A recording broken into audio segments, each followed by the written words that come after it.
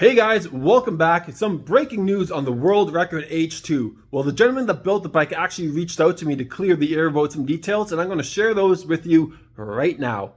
So first and foremost, this was the very first H2 he ever built.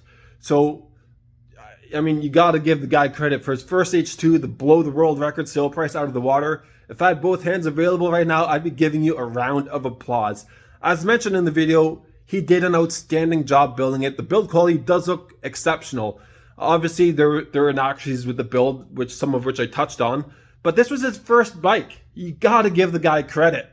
And, you know, knowing that's his first bike and now he's learning more about these H2s, his next one's going to be even better. So, again, hands off to you. Awesome job and congratulations on the awesome sale. Second of all, I mentioned in the video about certain things that make bikes more valuable.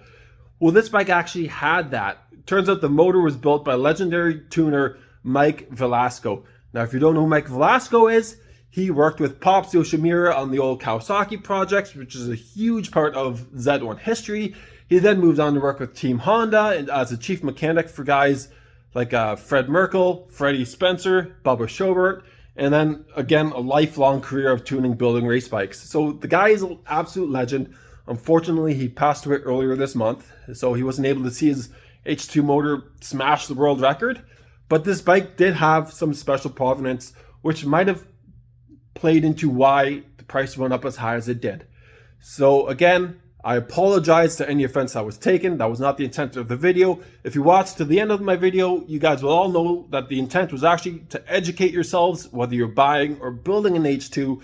That way, you're ensuring the best product possible, and it just keeps the community alive, keeps everything going, growing, getting better and better and better. So that's it. Some new news. I wanted to clear the air about some details about this bike because there's been a lot of publicity about it lately, which not everybody may be aware of. So that's it, guys, for me today. And as always, please ride safe.